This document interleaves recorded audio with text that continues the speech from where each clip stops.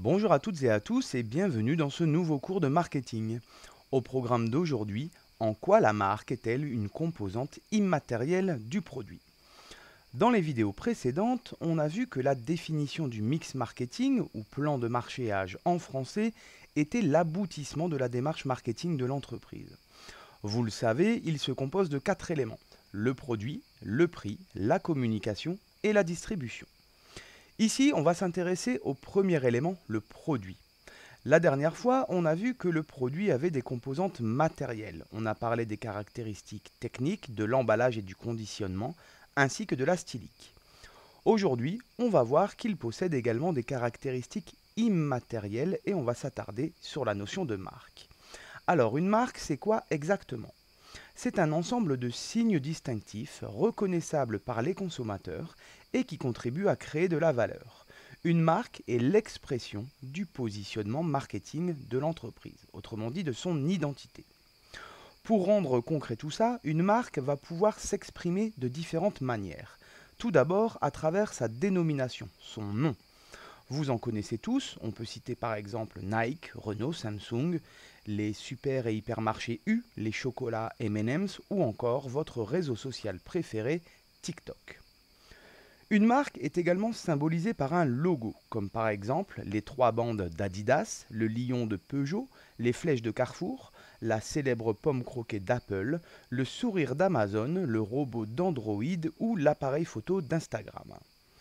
Une marque s'exprime aussi par un slogan. Certains sont célèbres comme le Just Do It de Nike, le What Else de Nespresso, le Par amour du goût d'Amora, I'm Loving It de McDonald's ou encore le Parce que je le vaux bien de L'Oréal.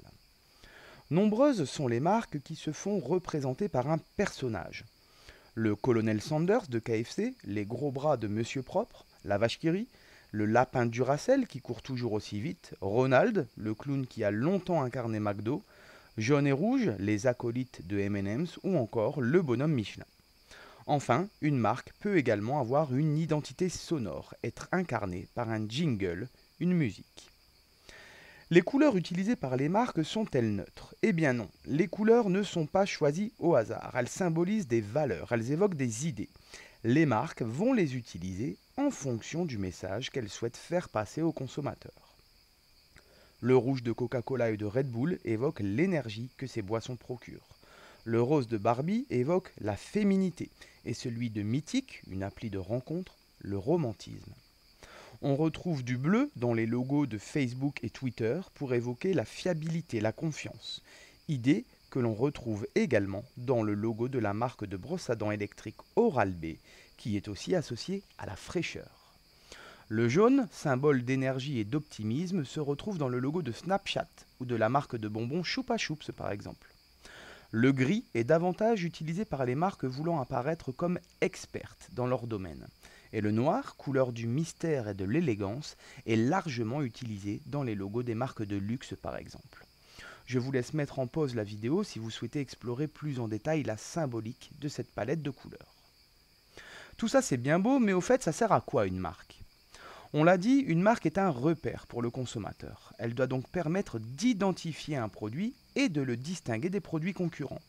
De par l'histoire qu'elle raconte, la marque doit permettre de faire apparaître le produit comme unique aux yeux du consommateur. Une marque, c'est aussi un gage ou plutôt une promesse de qualité. Elle peut permettre de rassurer le consommateur, entre guillemets, sur le niveau de qualité d'un produit.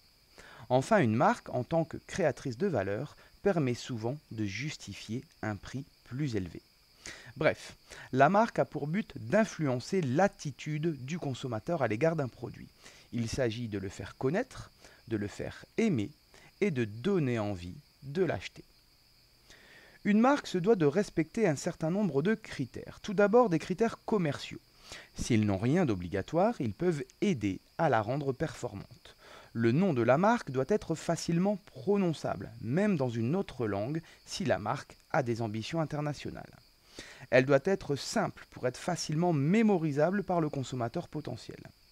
Elle peut être évocatrice du produit qu'elle signe. Si l'on s'intéresse par exemple à l'enseigne Conforama, on retrouve le terme confort qui se rapporte directement au mobilier vendu dans les magasins. Enfin, elle peut être déclinable, à l'image de Nestlé qui décline son nom en Nescafé, Nesquik, Nespresso ou encore Nesti. Viennent ensuite les critères légaux qui, eux, prennent un caractère obligatoire. Pour être valide, une marque doit être licite, c'est-à-dire conforme à l'ordre public et aux bonnes mœurs.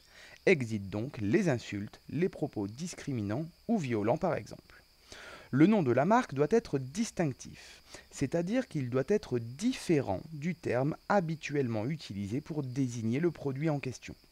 Par exemple, une marque de stylo ne pourrait tout simplement pas s'appeler stylo, puisqu'il s'agit du terme utilisé dans le langage courant pour nommer ce produit. Une marque ne doit pas être source de confusion dans l'esprit du consommateur. Elle serait considérée comme trompeuse et pourrait même s'apparenter à de la contrefaçon. Un exemple, Abibas. Même avec les 3 bandes dans l'autre sens, il y a fort à parier que cela déplaise fortement à Adidas. Enfin, la marque doit être disponible et déclarée auprès de l'Institut national de la propriété industrielle, l'INPI. Cette démarche lui donne une existence légale et confère le titre de propriété de l'entreprise sur sa marque. Si l'on résume ce que l'on vient de dire, la marque est une composante immatérielle du produit, élément du mix marketing. Une marque s'exprime de différentes manières, à travers son logo, son nom, son slogan, un personnage ou encore un jingle qui peuvent la représenter. Les couleurs utilisées sont également importantes car elles évoquent des idées, c'est la symbolique des couleurs. Une marque a pour objectif de créer de la valeur et d'influencer l'attitude du consommateur. Pour être efficace, elle peut s'appuyer sur un certain nombre de critères commerciaux, mais elle doit respecter des critères légaux pour être valide. Voilà, il ne me reste plus qu'à vous remercier d'avoir suivi cette vidéo et à très bientôt pour un nouvel épisode.